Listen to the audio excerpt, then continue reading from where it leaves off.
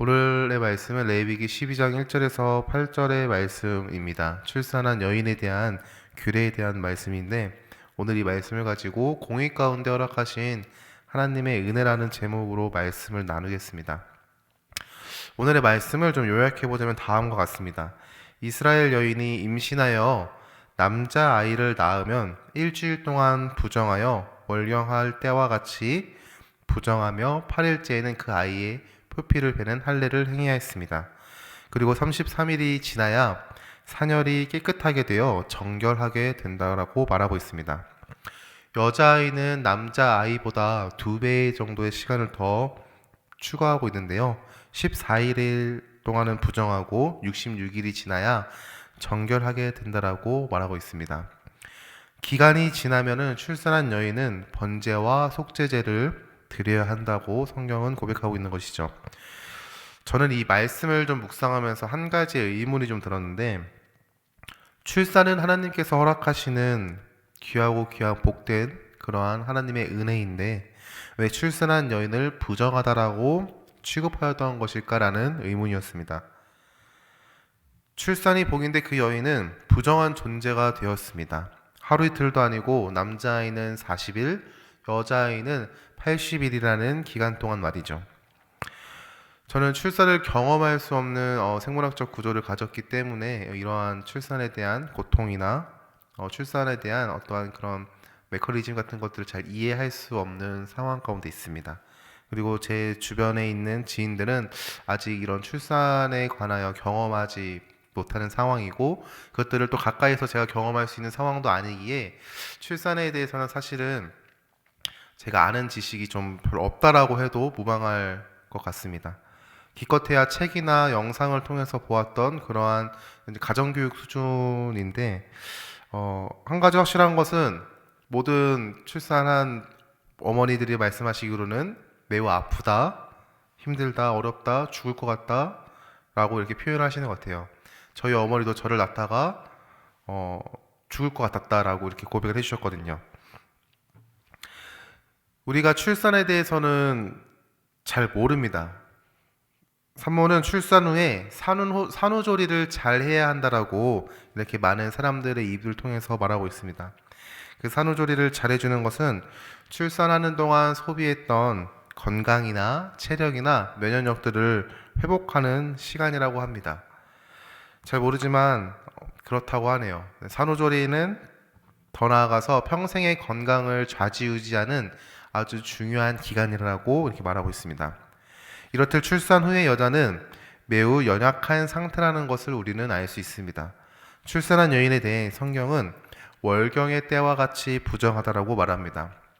월경은 제가 남자인 입장에서 월경은 여자의 신비죠. 그리고 하나님께서 허락하신 복이라고 생각합니다. 아이를 잉태할 수 있는 건강한 몸을 가졌다라는 반증이기 때문이죠. 그러나 성경에서는 그것을 부정하다라고 평가합니다. 그 이유는 피에 대한 인식이 있는데, 이스라엘 사람들은 피에 생명이 있다라고 믿었기 때문입니다. 이러한 인식으로 인해 여자가 월경으로 인한 하혈은 부정한 것으로 인식되었습니다. 창세기 31장의 말씀을 보면은 야곱이 라반의 집에서 도망칠 때 라헬이 자기 아버지 집에서 르비딤을 이렇게 가져옵니다. 이에 라반이 야곱의 일행을 쫓아와서 자신의 르비딤을 내놓으라고 말을 할 때 라헬은 자신의 안장, 말 위에 안장 아래에 놓고 이렇게 말합니다. 마침 생리가 있어 일어나 아버지를 영접할 수 없사오니 내 주는 노하지 마옵소서. 이렇듯 의학적 지식이 없었던 그 시대는 여자의 하혈은 부정함을 상징하는 것이 되었습니다. 오늘의 말씀을 보면 출산한 여인을 월경한 여인과 동일시 보며 부정하다라고 말합니다. 이러한 부정함은 남자아이의 출산할 때는 40일, 여자아이를 출산할 때는 80일을 기다려야 정함을 받을 수 있다라고 말하고 있습니다. 그리고 시간이 지나서야 번제와 속죄제를 드림으로써 하나님의 공동체 안에 들어올 수 있다라고 말하고 있는 것이죠. 저는 이러한 부정함을 허락하신 은혜가 있다라고 생각합니다. 그러한 이유가 있다는 것이죠. 출산한 여인을 위한 하나님의 은혜가 아니었을까라는 생각을 합니다. 고대의 여자들은 생산성을 가진 귀한 노동력입니다. 이러한 노동력은 출산 후에 여인에게 해당되는 것이죠. 그러나 우리가 앞서 말한 바와 같이 출산한 여인은 건강과 체력과 면역력이 많이 약해진 상태입니다. 이런 상태에서 일을 한다는 것은 그들에게 가혹한 처사인 것이죠.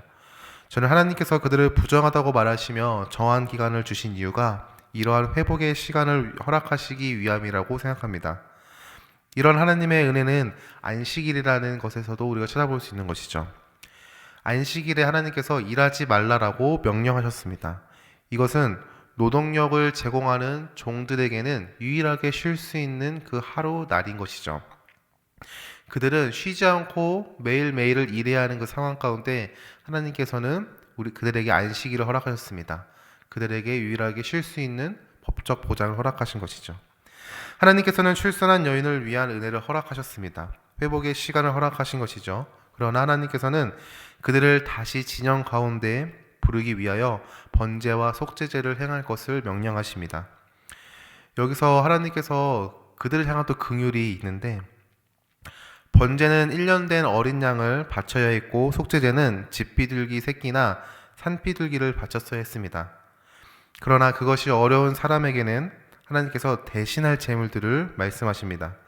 바로 산비둘기 2마리나 집비둘기 새끼 2마리인 것이죠. 그것을 나누어 하나는 번제로 하나는 속죄제로 드릴 수 있게 하나님께서 허락하셨습니다. 여러분, 하나님께서는 분명 공의 가운데 은혜를 허락하십니다. 저는 말씀을 묵상하는 가운데 의문이었던 그 복, 출산의 복이 왜 부정하다라고 말씀하시는 것일까에 대한 하나님의 말씀이었습니다.